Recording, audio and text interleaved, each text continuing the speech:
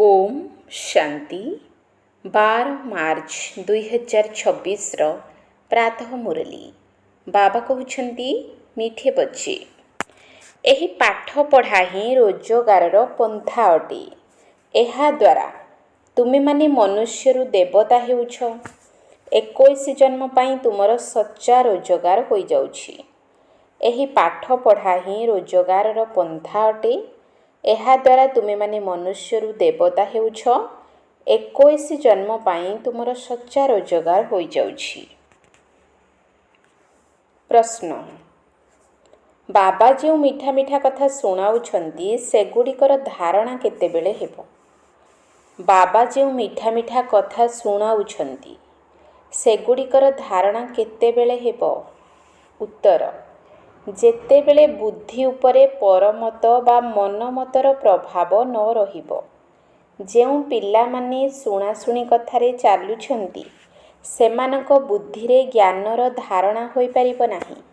ज्ञान व्यतीत जदि आउ केही किछि भी शुणाउछि तेबे सिए जेपरि शत्रु अटे। मिछ कथा शुणाइबा वाला तो बहुत अछंती। सेथिपाई खराब कथा शुणिबार नाही, खराब कथा देखिबार नाही। मनुष्यरु देवता हेबा पाई एकमात्र बाबांकर श्रीमत अनुसार ही चलिबार अछि। गीत हमारे तीर्थ न्यारे हे। ओम शांति। एही गीतरे जेपरि निजर महिमा करूछंती वास्तव में निजर महिमा करा जाए नाही। ए सब तो बुझिबार कथा अटे। भारतवासी बहुत बुद्धिमान थिले किंतु एबे बुद्धिहीन होई जाइछंती। एबे प्रश्न उठुछि जे बुद्धिमान केउ माने थिले? एही कथा केउठी भी लेखा होई नाही। तुमे हेलो गुप्त। केते आश्चर्यर कथा। प्रथमे तो बाबा कहउछंती मो द्वारा ही पिला माने मोते जानि परिबे एवं पुणी मोते जानिबा द्वारा ही सब किछि जानि परिबे। सृष्टिर आदि मध्य अंतर जो खेल चलीछि ताकू मध्य पिला माने बुझाउछंती जहा कि आउ केही भी जानि नाहंती। गोटिए मुख्य भूल करि देइछंती। निराकार परमपिता परमात्मा शिवंक परिवर्ते गीतारे श्रीकृष्ण का नाम लिखि देइछंती। प्रथम नंबर शास्त्र जहाको श्रीमद् भगवत गीता बोली कहउछंती ताहा भूल होई जाइछि। सेथिपाई प्रथमे तो यही कथा प्रमाण करिबाकू हेबो जे भगवान केवल जणे ही अटंती। तापरे पचारिबा दरकार जे गीतार भगवान किए? भारतर धर्म हेला आदि सनातन देवी देवता धर्म। जदि नुआ धर्म कुहाजिबो तेबे ब्राह्मण धर्म ही कुहाजिबो। प्रथमे हेले ब्राह्मण चुटी तांको परे देवता माने। ब्राह्मण धर्म ही उच्चरु उच्च अटे। जेउ ब्राह्मण मानकु ब्रह्मांक द्वारा परमपिता परमात्मा रचना करूछंती सही ब्राह्मण माने ही देवता होइथांती। मुख्य कथा हेला भगवान समस्तंकर पिता एवं नुआ दुनियार रचयिता। तेबे निश्चित नुआ दुनिया ही रचना करिवे ना। नुआ दुनिया रे भारत नुआ होई थाए। परमात्मा मध्य भारत रे ही जन्म नेइछंती। ब्रह्मांक द्वारा भारत को स्वर्ग करूछंती। तुमको निजर संतान करी पुणी मनुष्य रु देवता करिबा पई पाठ पढ़ाउछंती। प्रथमे तुमे शूद्र वर्णर थिल पुणी ब्राह्मण वर्ण को आसिल तापरे देवता वर्ण को। परे परे पुणी वृद्धि होई चलिला। गोटिए धर्मरु अनेक धर्म होई जाई थाए। सबु धर्मर शाखा प्रशाखा मध्य होई जाई थाए। प्रत्येक धर्मरु शाखा प्रशाखा बाहरिला। विशेष करी तीनोटी शाखा रहिछि ना। सेथि मध्यरु देवता धर्म हेला मुख्य। प्रत्येक धर्मरु निज निजर शाखा मध्य बाहरुछि। मुख्य मूलदुआ हेला आदि सनातन देवी देवता धर्म। तापरे पुणी तीनोटी मुख्य शाखा बाहरिला इस्लामी, बौद्धी एवं ख्रीष्टियान। मुख्य कांड हेला आदि सनातन देवी देवता धर्मर जे माने कि एबे राजयोगर शिक्षा ग्रहण करूछंती।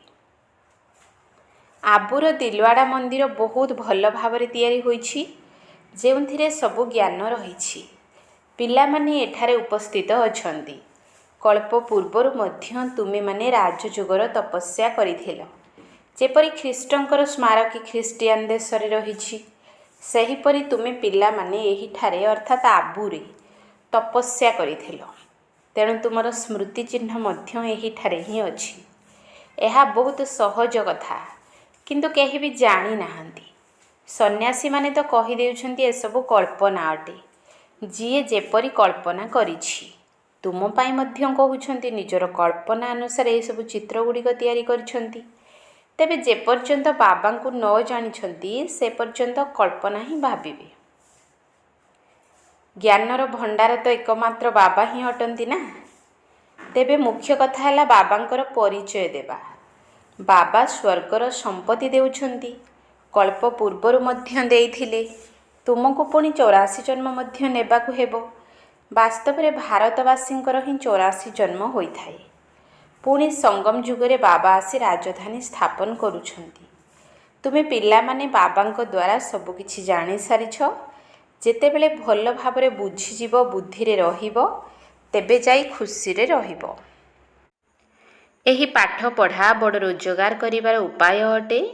ପାଠପଢ଼ା ଦ୍ୱାରା ହିଁ ମନୁଷ୍ୟ ବାରିଷ୍ଟର ଆଦି ହୋଇଥାନ୍ତି। କିନ୍ତୁ ଏହି ପାଠପଢ଼ା ମନୁଷ୍ୟରୁ ଦେବତା ହେବାର ଅଟେ। କେତେ ପ୍ରାପ୍ତି ହୋଇଥାଏ, କିନ୍ତୁ ଏହି ପାଠପଢ଼ା ଦ୍ୱାରା ଯେଉଁ ରୋଜଗାର ହେଉଛି ତାହା ଆଉ କେହି କରାଇ ପାରିବେ ନାହିଁ। ଗ୍ରନ୍ଥ ସାହେବରେ ମଧ୍ୟ ଗାୟନ ଅଛି, ମନୁଷ୍ୟ ସେ ଦେବତା କିଏ କରତ ନ ଲାଗେ ବାର। କିନ୍ତୁ ମନୁଷ୍ୟମାନଙ୍କର ବୁଦ୍ଧି କିଛି କାମ କରୁନାହିଁ। ନିଶ୍ଚିତ ସେହି ଦେବୀ ଦେବତା ଧର୍ମ ପ୍ରାୟ ଲୋପ ହୋଇଯାଇଛି। ସେଥିପାଇଁ ତ ଲେଖିଛନ୍ତି ମନୁଷ୍ୟରୁ ଦେବତା ହୋଇଗଲେ। ତେବେ ଦେବତାମାନେ ସତ୍ୟ ଯୁଗରେ ଥିଲେ, ସେମାନଙ୍କୁ ନିଶ୍ଚିତ ଭଗବାନ ହିଁ ସଙ୍ଗମ ଯୁଗରେ ରଚନା କରିଥିବେ। କିପରି ରଚନା କରିଲେ ଏକଥା କେହି ବି ଜାଣିନାହାନ୍ତି। ଗୁରୁ ନାନକ ମଧ୍ୟ ପରମାତ୍ମାଙ୍କର ମହିମା ଗାନ କରୁଛନ୍ତି। ତାଙ୍କ ଭଳି ମହିମା ଆଉ କେହି ଗାୟନ କରିନାହାନ୍ତି। ସେଥିପାଇଁ ଗ୍ରନ୍ଥ ସାହେବକୁ ଭାରତରେ ପଢ଼ୁଛନ୍ତି। ଗୁରୁ ନାନକଙ୍କର କଳିଯୁଗରେ ଅବତରଣ ହୋଇଥାଏ। ସିଏ ହେଲେ ଧର୍ମ ସ୍ଥାପକ। ରାଜତ୍ୱ ତ ପରେ ଆରମ୍ଭ ହୁଏ। ବାବା ତ ଏହି ଦେବୀ ଦେବତା ଧର୍ମର ସ୍ଥାପନା କରିଛନ୍ତି। ବାସ୍ତବରେ ନୂଆ ଦୁନିଆ ବ୍ରାହ୍ମଣମାନଙ୍କର ହିଁ କୁହାଯିବ। ଚୁଟି ଯଦିଓ ବ୍ରାହ୍ମଣମାନଙ୍କର ରହିଛି, ଅର୍ଥାତ୍ ଯଦିଓ ବ୍ରାହ୍ମଣମାନେ ଶୀର୍ଷରେ ଅଛନ୍ତି, କିନ୍ତୁ ରାଜଧାନୀ ଦେବୀ ଦେବତାମାନଙ୍କ ଠାରୁ ଆରମ୍ଭ ହୋଇଥାଏ। ତୁମେମାନେ ପରମାତ୍ମାଙ୍କ ଦ୍ୱାରା ରଚନା କରାଯାଇଥିବା ବ୍ରାହ୍ମଣ ଅଟ। ତୁମମାନଙ୍କର ରାଜଧାନୀ ନାହିଁ। ତୁମେମାନେ ଏବେ ନିଜ ପାଇଁ ରାଜଧାନୀ ସ୍ଥାପନ କରୁଛ। ଏସବୁ ବହୁତ ବିଚିତ୍ର କଥା ଅଟେ। ମନୁଷ୍ୟ ତ କିଛି ବି ଜାଣିନାହାନ୍ତି। ଏକଥା ପ୍ରଥମେ ପ୍ରଥମେ ଆମକୁ ଜଣାପଡ଼ିଲା, ତେଣୁ ଆମ ଦ୍ୱାରା ଅନ୍ୟମାନଙ୍କୁ ଜଣାପଡ଼ୁଛି। ତୁମେମାନେ ଶୂଦ୍ରରୁ ବ୍ରାହ୍ମଣ ହୋଇଛ। ବ୍ରହ୍ମାଙ୍କୁ ମଧ୍ୟ ଏବେ ବାବାଙ୍କ ଦ୍ୱାରା ସବୁ କଥା ଜଣାପଡ଼ୁଛି। ଜଣକୁ ଶୁଣାଇବା ସହିତ ମୋତେ ସବୁ ପିଲାମାନଙ୍କୁ ମଧ୍ୟ ଶୁଣାଇବାକୁ ହେଉଛି। ତାଙ୍କ ଶରୀର ଦ୍ୱାରା ମୁଁ ତୁମମାନଙ୍କୁ ବସି ଶୁଣାଉଛି। ଏସବୁ ହେଲା ଅନୁଭବର କଥା। ଶାସ୍ତ୍ରମାନଙ୍କରୁ ତ କେହି କିଛି ବି ବୁଝିପାରିବେ ନାହିଁ। ବାବା କହୁଛନ୍ତି ସାରା କଳ୍ପ ଭିତରେ ଥରେ ମାତ୍ର ଆସି ମୁଁ ଏହିଭଳି ବୁଝାଉଛି ଏବଂ ଅନେକ ଧର୍ମର ବିନାଶ କରିବା ସହିତ ଗୋଟିଏ ଧର୍ମର ସ୍ଥାପନା କରୁଛି। ଏହା ହେଉଛି 5000 ବର୍ଷର ଖେଳ। ତୁମେ ପିଲାମାନେ ଜାଣିଛ ଯେ ଆମେ 84 ଜନ୍ମ ନେଇଛୁ। ବିଷ୍ଣୁଙ୍କର ନାଭିରୁ ବ୍ରହ୍ମାଙ୍କୁ ଦେଖାଇଥାନ୍ତି। ବ୍ରହ୍ମା ଏବଂ ବିଷ୍ଣୁ ଏମାନେ କାହାର ସନ୍ତାନ? ଦୁଇଜଣ ଯାକ ଶିବଙ୍କର ସନ୍ତାନ ଅଟନ୍ତି। ସିଏ ହେଲେ ରଚୟିତା, ଏମାନେ ରଚନା। ଏହିସବୁ କଥାକୁ କେହି ବୁଝିପାରିବେ ନାହିଁ, କାରଣ ଏହା ବିଲକୁଲ ନୂଆ କଥା। ବାବା ମଧ୍ୟ କହୁଛନ୍ତି ଏହା ସମ୍ପୂର୍ଣ୍ଣ ନୂଆ କଥା। କୌଣସି ଶାସ୍ତ୍ରରେ ଏହିସବୁ କଥା ନାହିଁ। ଜ୍ଞାନର ସାଗର ହେଲେ ବାବା। ସିଏ ହିଁ ଗୀତାର ଭଗବାନ ଅଟନ୍ତି। ଭକ୍ତି ମାର୍ଗରେ ଶିବ ଜୟନ୍ତୀ ପାଳନ କରୁଛନ୍ତି। ସତ୍ୟ ତ୍ରେତା ଯୁଗରେ କେହି ପାଳନ କରିନଥାନ୍ତି। ତେବେ ନିଶ୍ଚିତ ଭାବରେ ସଙ୍ଗମ ଯୁଗରେ ହିଁ ଶିବ ବାବା ଆସୁଥିବେ। ଏହିସବୁ କଥାକୁ ତୁମେମାନେ ବୁଝି ଚାଲିଛ ଏବଂ ଅନ୍ୟମାନଙ୍କୁ ବୁଝାଇ ଚାଲିଛ। ତେଣୁ ବାବାଙ୍କର ଯାହା ମହିମା ରହିଛି ତାହା ତୁମମାନଙ୍କର ମଧ୍ୟ ହେବା ଦରକାର। ତୁମକୁ ମଧ୍ୟ ମାଷ୍ଟର ଜ୍ଞାନର ସାଗର ହେବାକୁ ପଡ଼ିବ। ପ୍ରେମର ସାଗର, ସୁଖର ସାଗର ଏହିଠାରେ ହିଁ ହେବାକୁ ପଡ଼ିବ। ତୁମେମାନେ କାହାକୁ ବି ଦୁଃଖ ଦେବା ଉଚିତ ନୁହେଁ। ତୁମକୁ ବହୁତ ମିଠା ହେବାକୁ ପଡ଼ିବ। ତୁମେ ଯେଉଁମାନେ କି ଏକଦମ ପିତା ଜହର ଭଳି ଥିଲ, ଏବେ ତୁମେମାନେ ନିର୍ବିକାରୀ ବ୍ରାହ୍ମଣ ହେଉଛ, ଈଶ୍ୱରଙ୍କର ସନ୍ତାନ ହେଉଛ, ବିକାରୀରୁ ନିର୍ବିକାରୀ ଦେବତା ହେଉଛ। ଅଧାକଳ୍ପ ହେବ ତୁମେମାନେ ପତିତ ହୋଇ ଆସିଲ। ବର୍ତ୍ତମାନ ତୁମର ବିଲକୁଲ ଜୀର୍ଣ୍ଣଶୀର୍ଣ୍ଣ ଅବସ୍ଥା ହୋଇଯାଇଛି। ଯେମିତି ସଢ଼ି ଯାଇଥିବା କପଡ଼ାକୁ ଜୋରରେ କାଚିବା ଦ୍ୱାରା ଫାଟିଯାଇ ଟୁକୁଡ଼ା ଟୁକୁଡ଼ା ହୋଇଯାଇଥାଏ, ସେହିଭଳି ଏଠାରେ ମଧ୍ୟ କାହାକୁ କାହାକୁ ଟିକିଏ ଜ୍ଞାନର ଶିକ୍ଷା ଦେବା ଦ୍ୱାରା ଟୁକୁରା ଟୁକୁରା ହୋଇଯାଉଛନ୍ତି, ଅର୍ଥାତ୍ ଛାଡ଼ି ଚାଲି ଯାଉଛନ୍ତି। କୌଣସି କପଡ଼ା ଅର୍ଥାତ୍ ଆତ୍ମା ଏଭଳି ମଇଳା ହୋଇଯାଇଛି ଯାହାକି ସଫା କରିବା ପାଇଁ ବହୁତ ସମୟ ଲାଗୁଛି। ସେଠାରେ ପୁଣି ସେମାନଙ୍କୁ ଛୋଟ ପଦ ମିଳିବ। ବାବା ଧୋବା ମଧ୍ୟ ଅଟନ୍ତି। ତୁମେ ମଧ୍ୟ ତାଙ୍କ ସହିତ ସହଯୋଗୀ ହେଉଛ। ଧୋବାମାନଙ୍କ ଭିତରେ ମଧ୍ୟ ବଡ଼ ଛୋଟ ଅଛନ୍ତି। ସେହିପରି ଏଠାରେ ତୁମ ଭିତରେ ମଧ୍ୟ କ୍ରମ ଅନୁସାରେ ଅଛନ୍ତି। ଧୋବା ଯଦି କପଡ଼ା ଭଲ ଭାବରେ ସଫା ନ କଲେ ତେବେ କୁହାଯାଏ ଇଏ ତ ଯେମିତି ବାରିକ ଭଳି କାମ କରୁଛନ୍ତି। ଆଜିକାଲି କପଡ଼ା ସଫା କରିବା ଶିଖିଗଲେଣି। ପୂର୍ବରୁ ଗାଁମାନଙ୍କରେ ତ ବହୁତ ମଇଳା କପଡ଼ା ସଫା ହେଉଥିଲା। ଏହିଭଳି ସଫା କରିବାର ପଦ୍ଧତି ମଧ୍ୟ ସବୁ ବିଦେଶୀମାନଙ୍କ ଠାରୁ ଶିଖିଛନ୍ତି। ବିଦେଶୀ ଲୋକମାନେ ଭାରତକୁ କିଛିଟା ଇଜ୍ଜତ ଦେଉଛନ୍ତି, ଟଙ୍କା ପଇସାରେ ସାହାଯ୍ୟ ମଧ୍ୟ କରୁଛନ୍ତି। ଜାଣିଛନ୍ତି ଏମାନେ ଅର୍ଥାତ୍ ଭାରତବାସୀମାନେ ବହୁତ ଉଚ୍ଚ କୂଳର ଅଟନ୍ତି। ଏବେ ତଳକୁ ଖସି ଯାଇଛନ୍ତି। ଯେଉଁମାନେ ତଳକୁ ଖସି ଯାଇଥାନ୍ତି ସେମାନଙ୍କ ଉପରେ ଦୟା ଆସିଥାଏ ନା। ବାବା କହୁଛନ୍ତି ତୁମକୁ ବହୁତ ଧନ୍ୟବାଦ କରିଥିଲି। ଦେଖ ମାୟା ତୁମର ଅବସ୍ଥା କ'ଣ କରିଦେଇଛି। ତୁମେମାନେ ଏବେ ଜାଣୁଛ ଯେ ଆମେ ବିଜୟମାଳାର ଦାନା ଥିଲୁ, ପୁଣି 84 ଜନ୍ମ ନେଇ ଏବେ କ'ଣ ହୋଇଗଲୁଣି। ଏହା କେତେ ଆଶ୍ଚର୍ଯ୍ୟର କଥା ନା। ତୁମେମାନେ ଅନ୍ୟମାନଙ୍କୁ ବୁଝାଇ ପାରିବ ଯେ ତୁମେ ଭାରତବାସୀ ଦିନେ ସ୍ୱର୍ଗବାସୀ ଥିଲ। ଭାରତ ସ୍ୱର୍ଗ ଥିଲା, ପୁଣି ତଳକୁ ଖସି ଖସି ନର୍କବାସୀ ମଧ୍ୟ ହେବାକୁ ପଡ଼ିଲା। ଏବେ ବାବା କହୁଛନ୍ତି ପବିତ୍ର ହୋଇ ପୁଣି ସ୍ୱର୍ଗବାସୀ ହୁଅ। ମନ୍ମନା ଭବ ଅର୍ଥାତ୍ ନିଜକୁ ଆତ୍ମା ଭାବି ମୋତେ ମନେ ପକାଅ। ଶିବ ଭଗବାନ ଉବାଚ ମାମେକମ୍ ୟାଦ କରୁ, ଅର୍ଥାତ୍ କେବଳ ମୋତେ ମନେ ପକାଅ। ଯୋଗର ଯାତ୍ରା ଦ୍ୱାରା ତୁମର ସବୁ ପାପ ନଷ୍ଟ ହୋଇଯିବ। ଶାସ୍ତ୍ରରେ ଲେଖା ହୋଇଛି ଶ୍ରୀକୃଷ୍ଣ ନିଜର ପାଟରାଣୀ କରିବା ପାଇଁ କନ୍ୟାମାନଙ୍କୁ ହରଣ କରି ଆଣିଥିଲେ। ଏବେ ତୁମେ ସବୁ ପାଠ ପଢ଼ୁଛ, ସତ୍ୟଯୁଗର ପାଟରାଣୀ ହେବାକୁ ଯାଉଛ। କିନ୍ତୁ ଏହି ସବୁ କଥାକୁ କେହି ବୁଝିପାରିବେ ନାହିଁ। ଏବେ ବାବା ଆସି ପିଲାମାନଙ୍କୁ ବୁଝାଉଛନ୍ତି। ବାବା କହୁଛନ୍ତି ମୁଁ କଳ୍ପ କଳ୍ପ ତୁମକୁ ବୁଝାଇବା ପାଇଁ ଆସୁଛି। ତେଣୁ ପ୍ରଥମେ ପ୍ରମାଣ କର ଯେ ଭଗବାନ ଜଣେ ଅଟନ୍ତି। ତାପରେ କୁହ ଗୀତାର ଭଗବାନ କିଏ, ରାଜଯୋଗ କିଏ ଶିଖାଇଛନ୍ତି। ଭଗବାନ ହିଁ ବ୍ରହ୍ମାଙ୍କ ଦ୍ୱାରା ସତ୍ୟଯୁଗର ସ୍ଥାପନା କରୁଛନ୍ତି। ତାପରେ ବିନାଶ ପୁଣି ପାଳନା ମଧ୍ୟ କରାଉଛନ୍ତି। ଏବେ ଯେଉଁମାନେ ବ୍ରାହ୍ମଣ ହୋଇଛନ୍ତି ସେହିମାନେ ହିଁ ପୁଣି ଦେବତା ହେବେ। ଏହି କଥା ମଧ୍ୟ ସେମାନଙ୍କର ବୁଦ୍ଧିରେ ଧାରଣ ହେବ। ଯେଉଁମାନେ କଳ୍ପ ପୂର୍ବରୁ ବୁଝିଥିଲେ, ସେକେଣ୍ଡ ବାଇ ସେକେଣ୍ଡ ଆଜି ପର୍ଯ୍ୟନ୍ତ ଯାହା ସବୁ ଘଟିଯାଇଛି ସବୁ କଥା ବୁଝିବେ। ଡ୍ରାମା ଅନୁସାରେ ତୁମକୁ ତ ବହୁତ ପୁରୁଷାର୍ଥ କରିବାକୁ ହେବ। ଏକଥା ତ ପିଲାମାନେ ଜାଣୁଛନ୍ତି ଯେ ଏବେ ଆମର ସେହିଭଳି ଅବସ୍ଥା ହୋଇନାହିଁ। ସେଥିପାଇଁ ଆଉ କିଛି ସମୟ ଲାଗିବ। ଏବେ ଯଦି କର୍ମାତୀତ ଅବସ୍ଥା ହୋଇଯିବ ତେବେ ସମସ୍ତେ ନମ୍ବର 1ରେ ପାସ୍ ହୋଇଯିବେ ଏବଂ ପୁଣି ଯୁଦ୍ଧ ମଧ୍ୟ ଆରମ୍ଭ ହୋଇଯିବ। ଏବେ ତ ପରସ୍ପର ଭିତରେ ଖିଟପିଟ ଅର୍ଥାତ୍ ଝଗଡ଼ା ଲାଗି ରହିବ। ଜାଣିଛ ଯେଉଁଠି ବି ଦେଖ ଲଢ଼େଇ କରିବା ପାଇଁ ପ୍ରସ୍ତୁତ ହେଉଛନ୍ତି। ସବୁଆଡ଼େ ଯୁଦ୍ଧର ପ୍ରସ୍ତୁତି ଚାଲିଛି। ତୁମେ ଯାହା କିଛି ଦିବ୍ୟ ଦୃଷ୍ଟି ଅର୍ଥାତ୍ ସାକ୍ଷାତକାର ଦ୍ୱାରା ଦେଖିଥିଲ ତାହା ପୁଣି ଏହି ଆଖିରେ ଦେଖିବ। ତୁମେମାନେ ଯେଉଁ ବିନାଶର ସାକ୍ଷାତକାର କରିଛ ତାହା ପୁଣି ଏହି ଆଖିରେ ଦେଖିବ। ସ୍ଥାପନାର ମଧ୍ୟ ସାକ୍ଷାତକାର କରିଛ, ପୁଣି ବାସ୍ତବରେ ରାଜତ୍ୱ ମଧ୍ୟ ଦେଖିବ। ତୁମ ସନ୍ତାନମାନଙ୍କୁ ତ ବହୁତ ଖୁସି ହେବା ଦରକାର। ଏହା ତ ପୁରୁଣା ଶରୀର ଅଟେ। ଯୋଗ ଦ୍ୱାରା ଆତ୍ମା ପବିତ୍ର ହୋଇଯିବ। ତାପରେ ଏହି ପୁରୁଣା ଶରୀରକୁ ଛାଡ଼ିବାକୁ ପଡ଼ିବ। ଚୌରାଶୀ ଜନ୍ମର ଚକ୍ର ଶେଷ ହେବାକୁ ଯାଉଛି, ତେଣୁ ନିଶ୍ଚିତ ସମସ୍ତଙ୍କୁ ନୂଆ ଶରୀର ମିଳିବ। ଏହା ମଧ୍ୟ ବୁଝିବା ପାଇଁ ବହୁତ ସହଜ କଥା। ତୁମେମାନେ ଅନ୍ୟମାନଙ୍କୁ ମଧ୍ୟ ବୁଝାଇ ପାରିବ। କଳିଯୁଗ ପରେ ସତ୍ୟଯୁଗ ନିଶ୍ଚିତ ଭାବରେ ହେବ। ଅନେକ ଧର୍ମର ବିନାଶ ନିଶ୍ଚିତ ହେବ। ପୁଣି ଆଦି ସନାତନ ଦେବୀ ଦେବତା ଧର୍ମର ସ୍ଥାପନା କରିବା ପାଇଁ ବାବାଙ୍କୁ ଆସିବାକୁ ପଡ଼ିବ। ଏବେ ତୁମେମାନେ ଦେବତା ହେବା ପାଇଁ ବ୍ରାହ୍ମଣ ହୋଇଛ, ଅନ୍ୟ କେହି ହୋଇପାରିବେ ନାହିଁ। ତୁମେ ଜାଣିଛ ଆମେ ଶିବ ବାବାଙ୍କର ସନ୍ତାନ ହୋଇଛୁ। ଶିବ ବାବା ଆମକୁ ବର୍ଷା ଦେଉଛନ୍ତି। ଶିବ ଜୟନ୍ତୀ ଅର୍ଥାତ୍ ଭାରତକୁ ବର୍ଷା ମିଳିଥିଲା। ଶିବ ବାବା ଏଠାକୁ ଆସିଥିଲେ।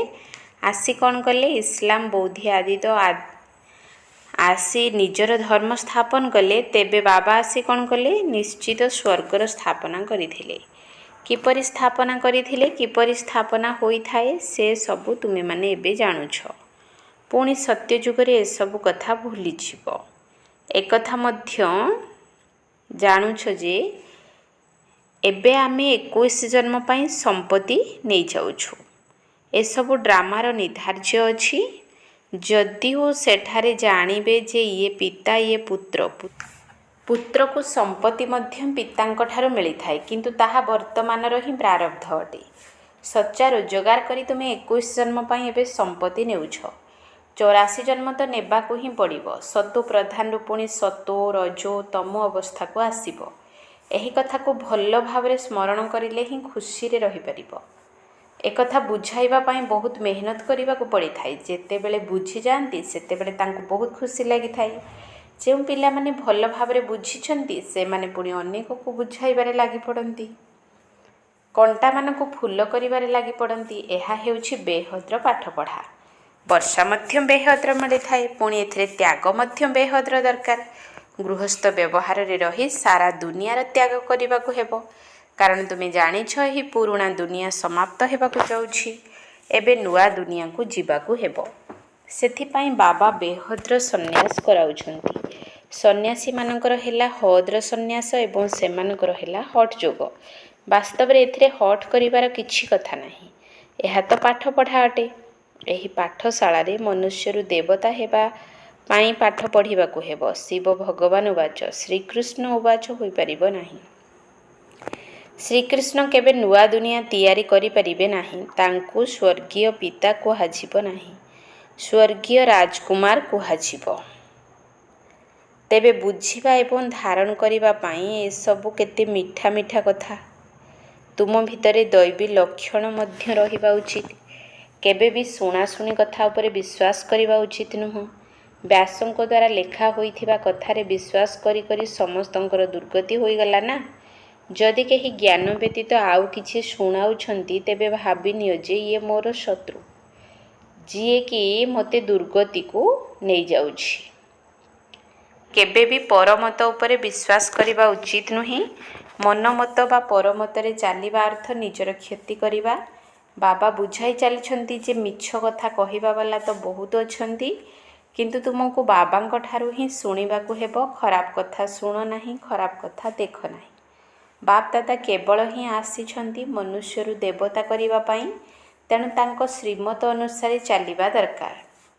ଆଚ୍ଛା, ମିଠା ମିଠା ଶିକିଲ ଧେ ସନ୍ତାନମାନଙ୍କ ପ୍ରତି ମାତା ପିତା ବାପ ଦାଦାଙ୍କର ମଧୁର ସ୍ନେହ ସମ୍ପନ୍ନ ଶୁଭେଚ୍ଛା ଏବଂ ସୁପ୍ରଭାତ। ଆତ୍ମିକ ପିତାଙ୍କର ଆତ୍ମିକ ସନ୍ତାନମାନଙ୍କୁ ନମସ୍ତେ। ଆତ୍ମିକ ସନ୍ତାନମାନଙ୍କର ଆତ୍ମିକ ବାପ ଦାଦାଙ୍କୁ ନମସ୍ତେ ନମସ୍ତେ ନମସ୍ତେ। ସୁପ୍ରଭାତ। ଧାରଣ ପାଇଁ ମୁଖ୍ୟ ସାର। 1 ନମ୍ବର ପଏଣ୍ଟ।